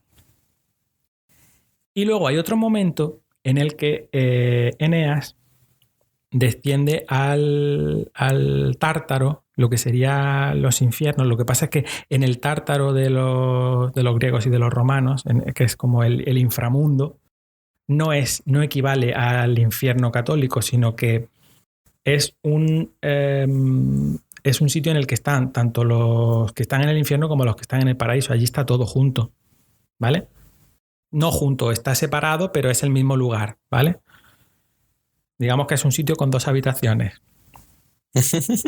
Y él va descendiendo acompañado por una bruja, la Síbila, y ella le va enseñando, pues aquí están los que cometieron tal pecado, pues allí están los que cometieron el otro pecado.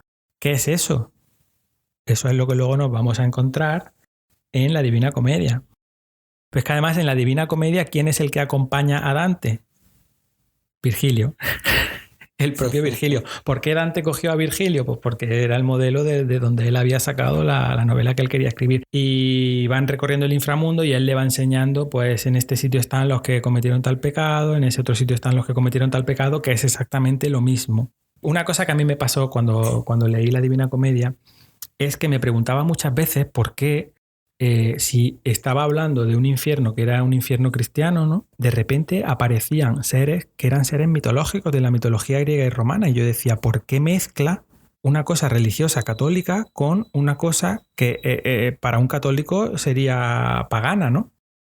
Y es porque realmente todo eso viene de la Eneida, que es algo que se hizo en época romana cuando todavía ni siquiera había nacido Cristo, si es que en algún momento nació, ¿no? Bueno, tú sabes que hay teorías de que la Biblia es otro libro de intenciones políticas que se mandó a escribir uniendo el cristianismo con el paganismo para forzar a que todo el mundo se hiciera cristiano y para adelante. Y luego ya se dieron cuenta de la gran maquinaria de poder que habían construido y para arriba. Y para arriba y para arriba, y ya hasta hoy en día le meten el dedo a un montón de gente. Y si me dejas, antes de que se me olvide, la diferencia con la Eneida entre lo que hizo Virgilio y lo que hizo Dante es que mientras Virgilio simplemente describió cómo Eneas bajaba al infierno y tal, Dante aprovechó esa bajada al infierno para hacer una crítica de la gente, bueno, porque en Italia en ese momento pues estaban los güelfos y los gibelinos, y dentro de los güelfos había los güelfos negros y los blancos y tal, y había un enfrentamiento político importante, ¿no? Para saber quién tenía que tener el poder, y él aprovecha esa bajada al infierno para criticar a los que él creía que lo habían hecho mal, y luego en el cielo para alabar a los que él creía que lo habían hecho bien. De manera que él lo que estaba haciendo era juzgar a la sociedad de su época. Claro, él usó eso como un símbolo. Claro. Era una herramienta para hacer otra cosa. Lo que pasa es que, claro, viniendo como viene de la Eneida y siendo Virgilio el que lo acompaña durante su tránsito por el infierno y por el purgatorio, pues hombre, la verdad que es bastante interesante y es otro librazo. Eso sí, ese sí que no es para todo el mundo. Ese libro sí es pesadete y se puede hacer largo. ¿El de Dante? Sí, el de Dante. Sí. Yo nunca lo he leído, ni siquiera lo tengo, porque es que aquí solo aparece en unas ediciones cubanas viejas que no me gusta nada. Y por eso nunca lo he leído. Yo eso sí, todos estos libros de los que estoy hablando, tanto la Ilíada como la Odisea, como la Eneida, como la Divina Comedia, son libros que están escritos en verso. Pero yo recomiendo que la primera vez que se lean, sobre todo si la persona no está muy familiarizada, por favor, vamos a leerlos en prosa. Y luego ya, con el tiempo, cuando ya los conozcamos bien, habrá tiempo de leerlos en verso si queremos, y si no, pues nos quedamos con la prosa y ya está. Claro. Pero leerlos de entrada en verso, en fin. Yo tenía un compañero de trabajo que una vez se compró la Ilíada en verso y le duró 2 días. A los 2 días dijo, esto no lo quiero. Claro. Dios mío. Pues mira, yo te voy a hablar de, no es un libro per se, sino un relato largo, novela corta, qué sé yo, que me lo recomendaste tú mismo, que es El Fjord de Osvaldo Lamborghini, el, ¿Te atreves a hablar de eso el, aquí? el escritor argentino. Chico, a ver, es que de lo poquito que he leído en enero, pues El Fjord está ahí. Pues mira, Buf, es que El Fjord, esto puede traer cola.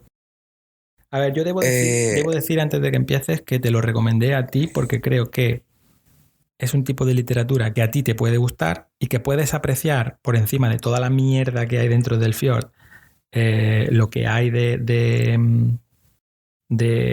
composición literaria y que realmente es buena literatura, pero es tan fuerte. De hecho, bueno, ahora tú lo comentarás, pero para mí es el inicio de un relato o de una novela más fuerte que yo he leído en mi vida. Yo no he leído nunca nada tan heavy como el inicio del Fjord, que no es para todo el mundo. O sea, las personas que tengan la sensibilidad un poco finita, ese libro que, vamos, ni lo intenten. sí, sí.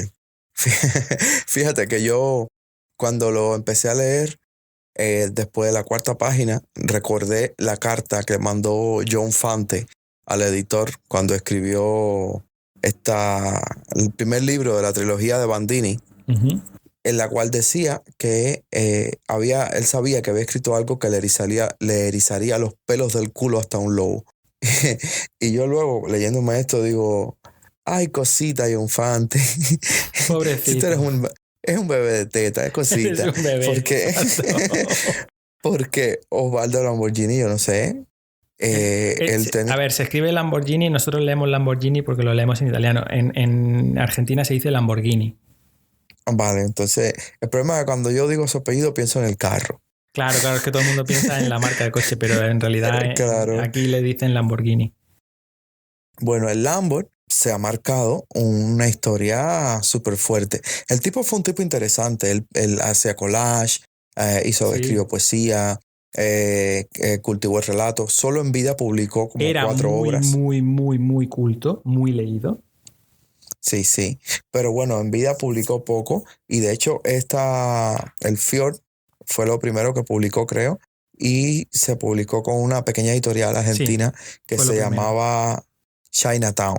Entonces Uh-huh. dice que aquello circuló como, como así, de manera, incluso se hicieron copias piratas y todo el mundo se lo leía, por Sí, y cuentan supuestísimo. la editorial de esta Chinatown, que en realidad era una editorial de nada, de 4 libritos. En aquella época Argentina estaba en un momento políticamente complicado, digamos, y este libro no se podía distribuir de manera normal. Entonces, solo se vendía en una librería y además había que pedirlo de tapadillo y él te la Ay, pero pasaba por debajo del mostrador, ¿no? Una cosa qué que... espectacular.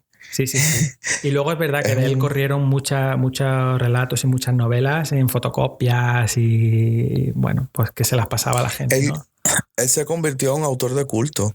Luego se fue a España como otros Uh-huh. tantos escritores argentinos que tuvieron que pasar por los años de la dictadura y tal. Y bueno, él murió en Barcelona. Eh, Muy joven. y sí, 45 años, murió de un infarto.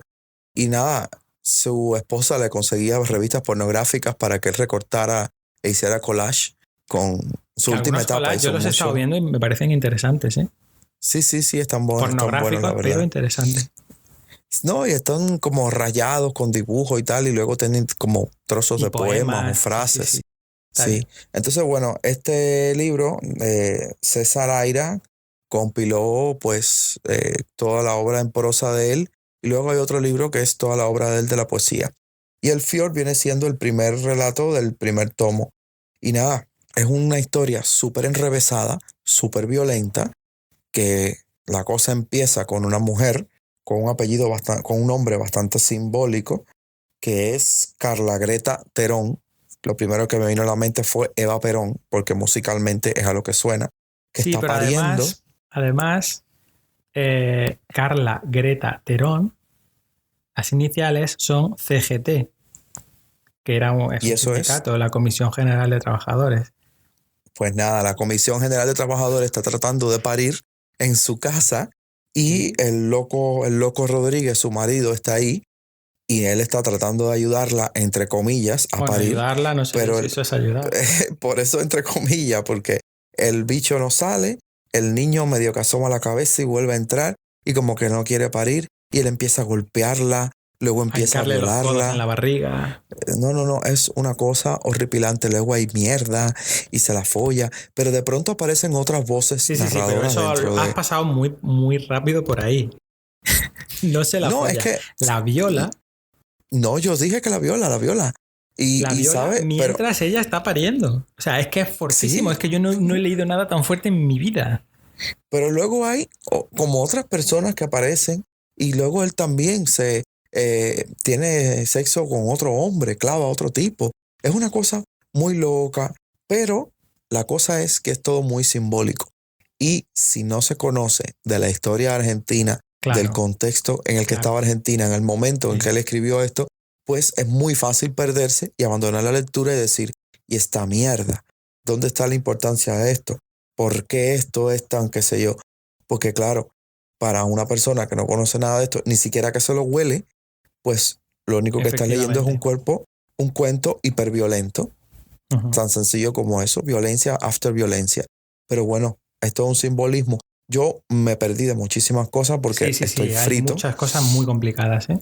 exacto, Yo y puedo son decir, lo muy, único que muy he puntuales, pero podido averiguar es que el niño que nace, ahora no recuerdo el nombre, ni del niño ni de la persona real, pero simboliza a una persona que fue dirigente de la CGT. O sea, es mira tú. como que la CGT estaba pariendo a uno de los que serían sus dirigentes.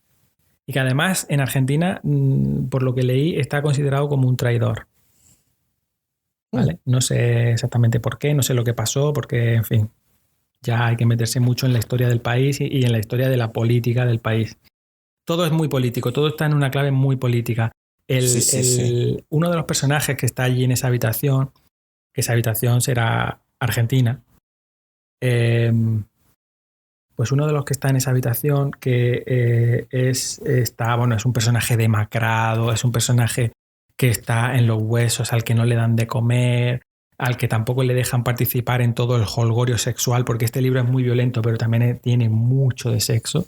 Sí. Ese personaje se llama Sebastián. El nombre tampoco está elegido por gusto.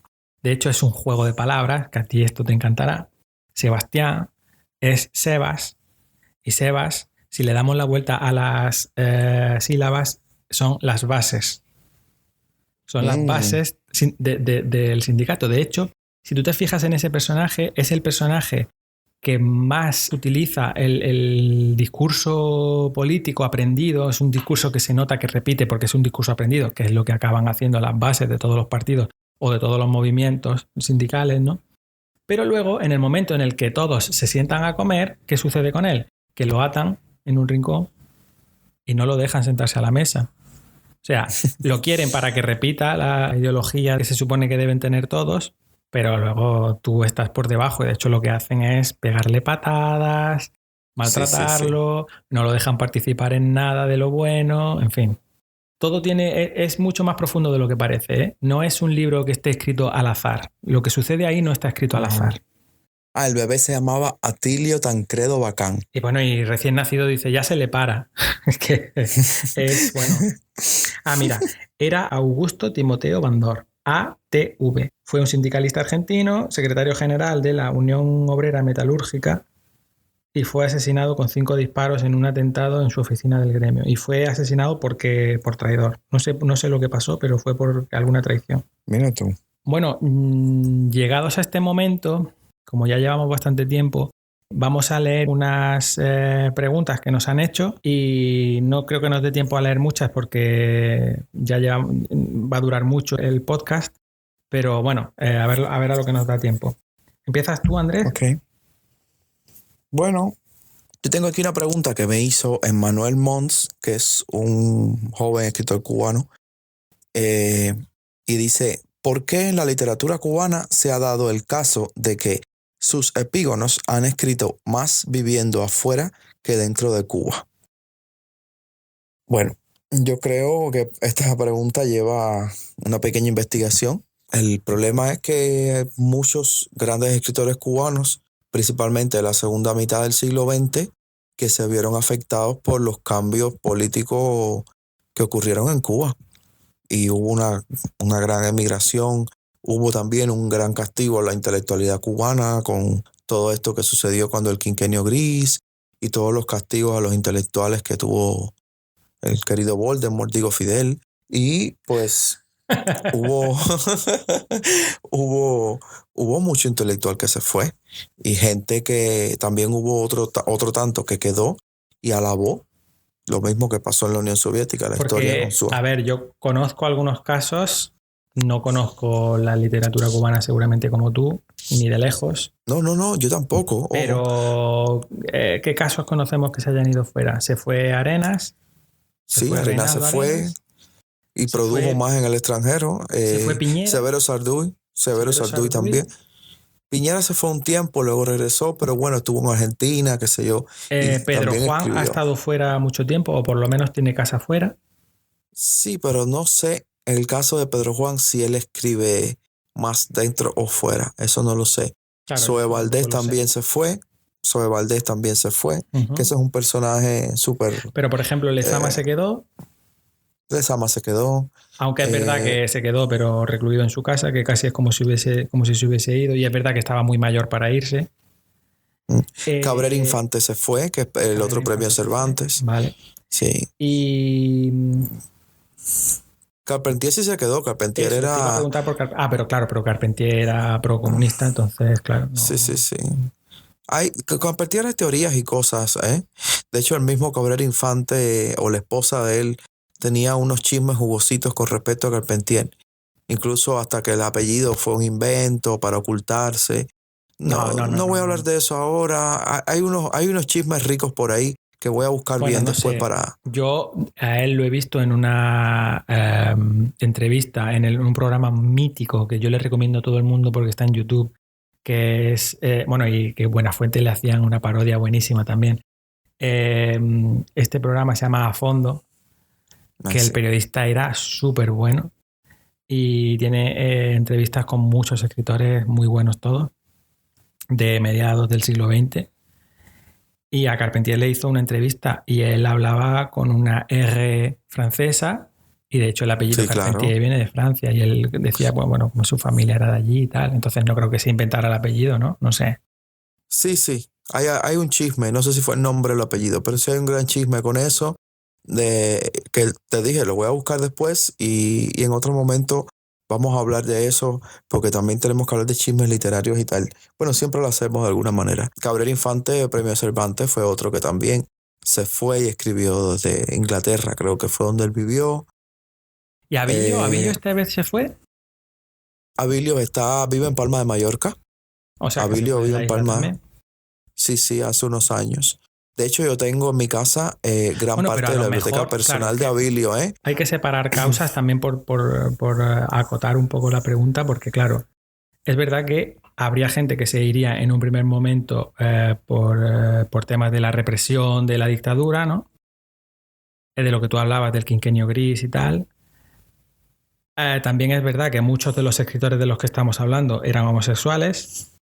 Y en un primer momento el movimiento era totalmente contrario a la homosexualidad, ¿no? Corrígeme si me equivoco, yo es que tampoco... No, era bastante... Algo, pero tampoco...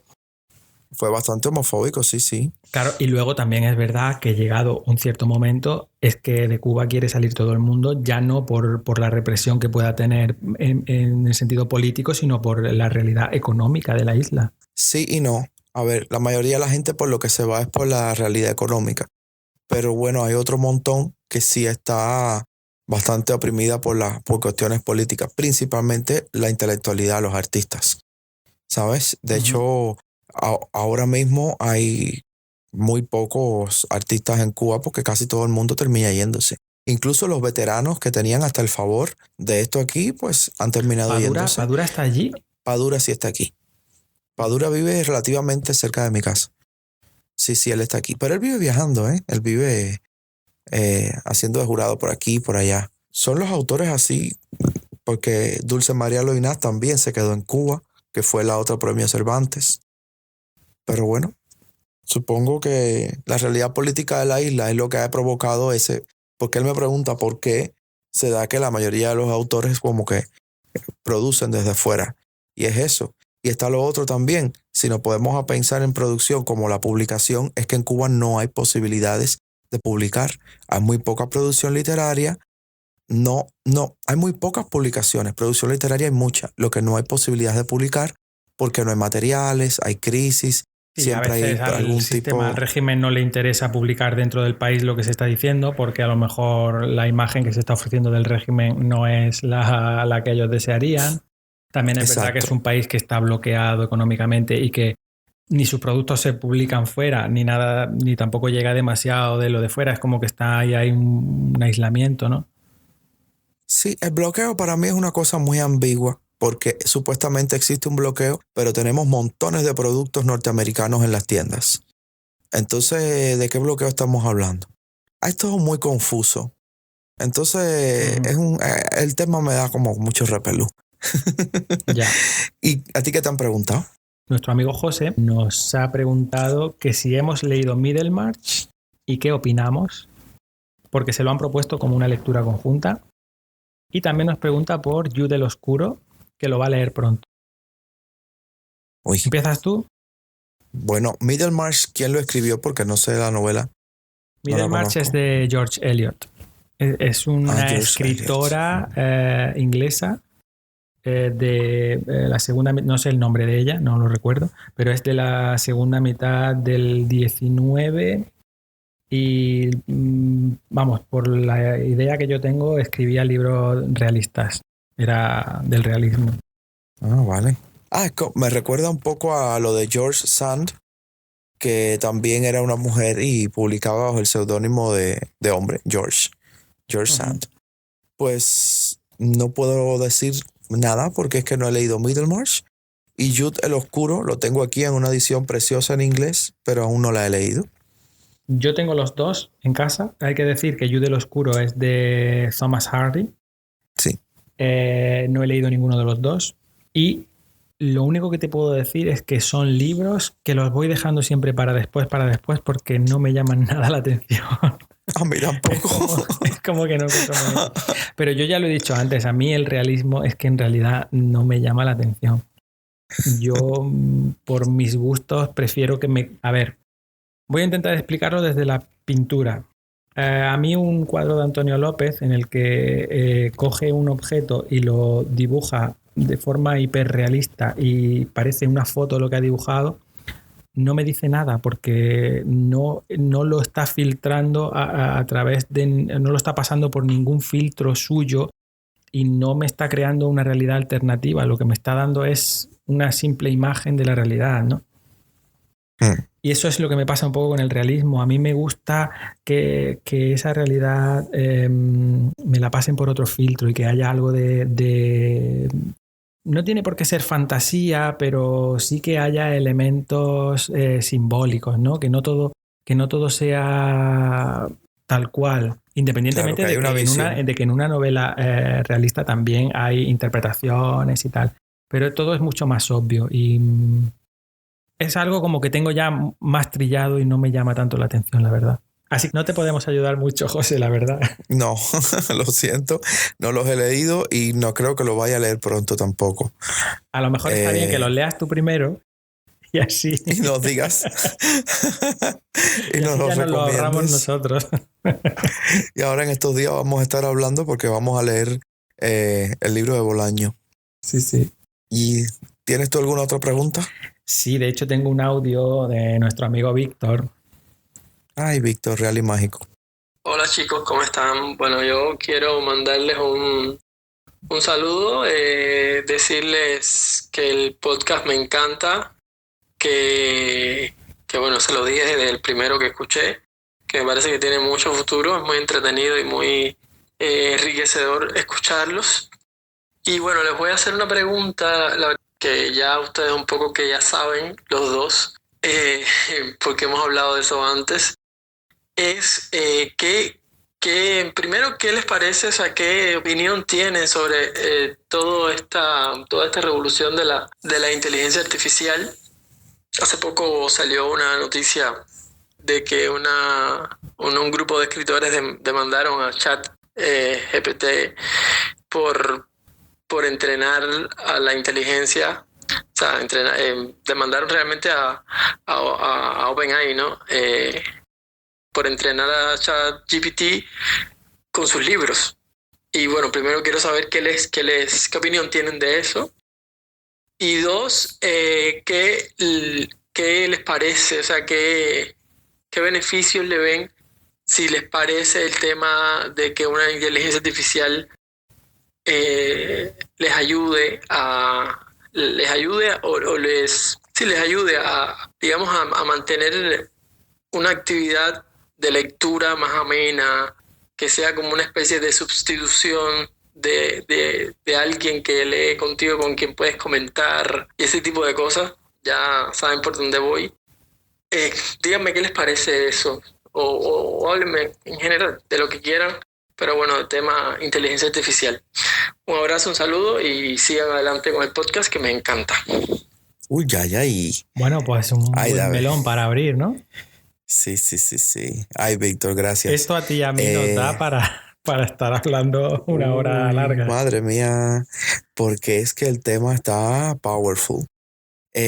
A mí me da miedo, para serte muy sincero, me da bastante miedillo todo este tema de la inteligencia artificial, la sensación de vigilancia constante en la que uno se encuentra, el no saber qué van a hacer con tus datos, con tu todo online. Y me parece horripilante lo que hicieron del ChatGPT y GPT-S, usando a ciertos autores para entrenarse, porque al final, cuando tú te pones a ver, tú le pides al ChatGPT que te haga algo y vamos, a menos que sea algo como mecánico, como una carta, una solicitud, cosas así que son como muy metódicas, pero ya algo creativo es feo, es feo. No sé, no me gusta. Lo he probado por curiosidad y no me ha gustado para nada el resultado. A mí me da miedo, David. Es lo primero que me viene a la mente es que me da miedo todo eso. ¿A ti qué te parece? Yo lo que puedo decir es que yo lo utilizo con cierta frecuencia, no todos los días, pero yo en mi trabajo lo utilizo con cierta frecuencia, ¿no? Yo tengo que escribir cartas y entonces yo le pido que me haga un modelo de carta sobre lo que yo quiero escribir. ¿Me escribe una carta que yo considere buena o válida? No, nunca. Pero sí que me da unas ciertas ideas sobre la estructura que podría tener. No siempre la utilizo exactamente igual, pero más o menos me da una idea sobre la estructura y sobre todo me da ideas sobre la forma de decirlo. Aunque a lo mejor a mí no me guste exactamente cómo está construida cada frase, ¿vale? Y yo luego cambie palabras y alguna frase la ponga delante de otra y los párrafos también los cambie de orden y en fin, luego yo meto la tijera y acabo haciendo una cosa que creo que queda mucho mejor que lo que ha hecho la inteligencia.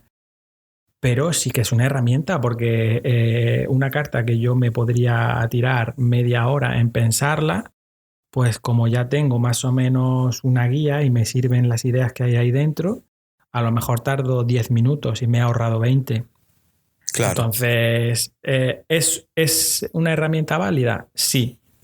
Sí, claro. Ahora, si una carta no la hace bien, una novela me imagino que mucho peor. Bueno, yo algunas veces le he pedido que me escriba un poema y es horroroso. No tiene nada de poético.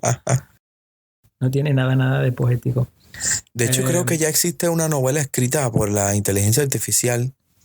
Y ha vendido muchas copias. Yo una vez leí algo de eso. No lo sé. Leí una noticia random en algún momento como novela que escribió la inteligencia artificial. Pero vamos a ver, es que para que una inteligencia artificial pueda escribir una novela de éxito, el hecho de que eso sucediese significaría que hay una receta para poder hacer una novela de éxito. Y si hubiese una forma, una receta, una fórmula que alguien puede aplicar siempre y que siempre consigue el éxito, eso ya se estaría aplicando mucho antes de la inteligencia artificial. O sea, de hecho, existe y se aplica, David. Lo que hemos estado hablando hace un momento, la literatura tiene tantos elementos que es un sistema muy complejo y manejar todos esos elementos no es sencillo. Tú puedes hacer una novela comercial, pero una buena novela, no, y ni siquiera comercial. Yo creo que el resultado con una inteligencia artificial, por lo menos en el estadio en el que se encuentra ahora mismo la inteligencia artificial, no te va a dar un buen resultado. No creo que haya sido totalmente escrita por la inteligencia artificial. Sí existe una fórmula, principalmente en lo que es novela de misterio, novela romántica, y eso hay como fórmulas ya que son infalibles, novela juvenil de esta onda así, y se utilizan y los editores las utilizan y te das cuenta cuando... Yo le he leído poco de estos géneros, pero sí. Hay una formulita ahí para libritos de éxito, sí, pero lo que usan mucho. Lo que sí creo que hay son ingredientes que funcionan, pero no una receta, porque de hecho depende del ingrediente que le pongas, ya hay otro que no se lo puedes poner o a lo mejor este va mejor con aquel y no va bien con el otro. No es tan sencillo, Andrés. No es tan sencillo. No, claro que no. Yo no creo que una inteligencia artificial, por lo menos hoy por hoy, pueda escribir una novela y que esa novela funcione. Ni a nivel de ventas, ni tampoco a nivel de calidad. Es que no. Vamos, ni de lejos. Entonces, como no sé el tema del que él hablaba, de una denuncia que le han puesto a ChatGPT y tal, no sé si la denuncia ha sido por un tema de que usaron sus textos para entrenar al chat. De ahí fue la denuncia, según dijo él. Ah, vale. Yo no sabía si era porque a lo mejor el ChatGPT estaba cogiendo datos de lo que la gente le pedía para saber sobre los gustos de la gente o sobre, ¿sabes? Sobre qué temas le interesaban. Tampoco lo dudo, ¿eh? Vale. Y el otro tema del que él nos hablaba era una inteligencia artificial que sea como un compañero de lectura. Sí. Esa no me parece mal. No me parece mal, aunque creo que no la utilizaría mucho.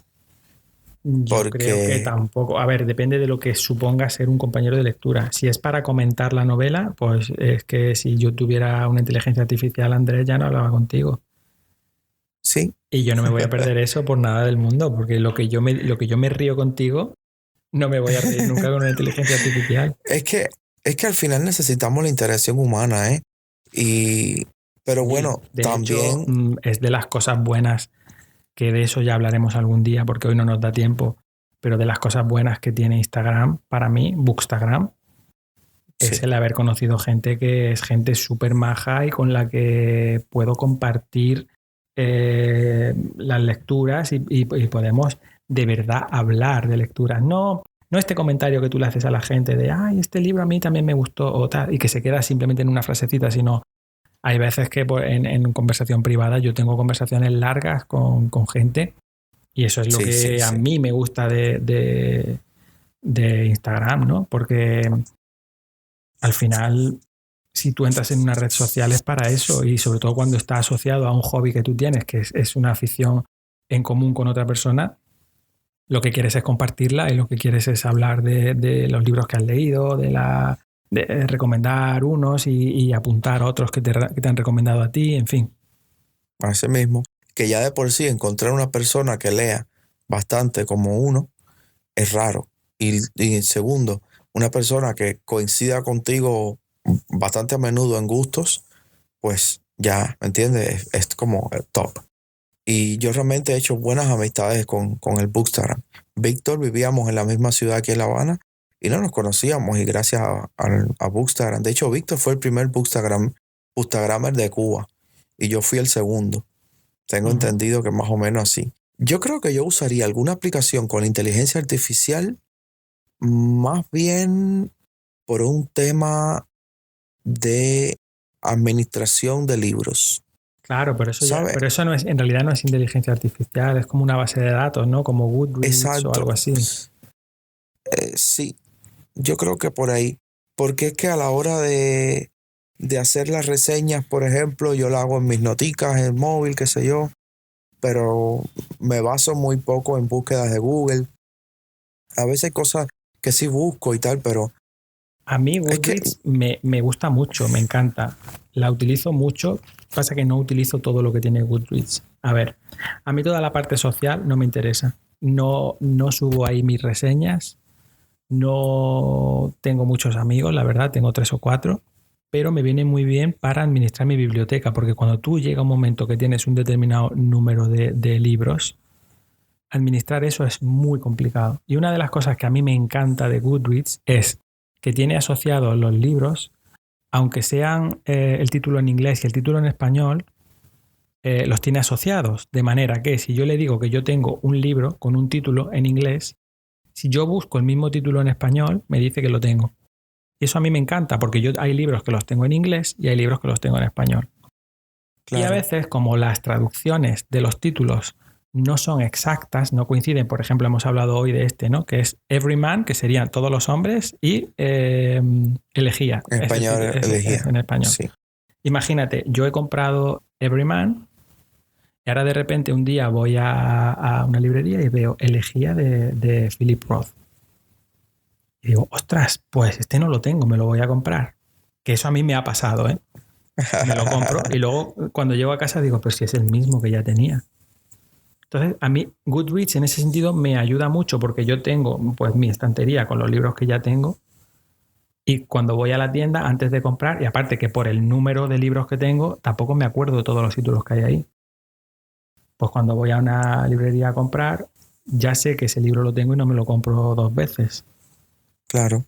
Pues mira, a mí el tema de la inteligencia artificial me da, no sé, porque es que si yo leo es porque voy a usar mi cabeza y voy a trabajar con mis pensamientos, con mi visión personal.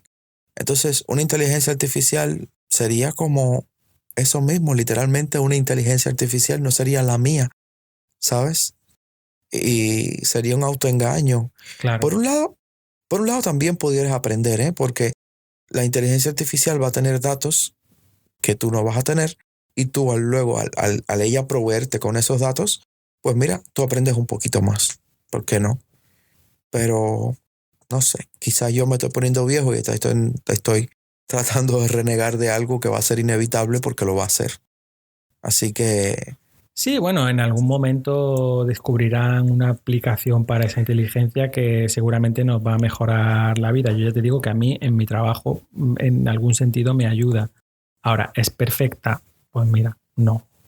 Y no creo que nos vaya a salvar la vida por ahora. Ni que vaya a sustituir.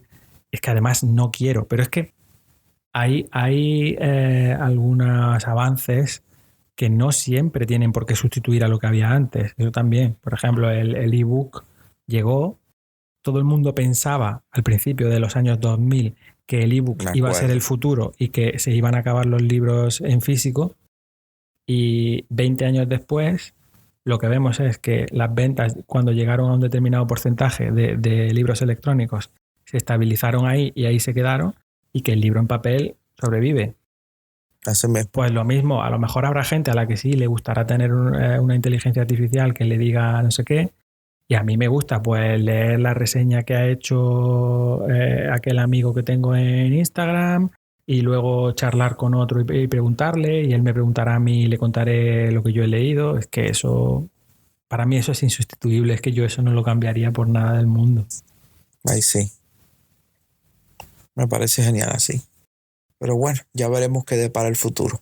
Yo uso bastante mi Kindle y leo bastante en digital como opción al no encontrar ciertos libros en físico. Pero bueno, me parece bien igual. Ya veremos. Sí, el futuro, como está por ver, no podemos tampoco adelantarnos. Lo que venga, vendrá. Es que y la tecnología cada vez va más rápido. Eso seguro, cada vez el ritmo es más rápido, cada vez los cambios son más frecuentes, y adaptarse también a todo esto, a todos estos cambios cada vez más rápidos, es complicado, ¿eh? Sí, la verdad que sí. Pero yo lo veo en compañeros míos de trabajo, ya los que están a punto de jubilarse, que todo el tema informático...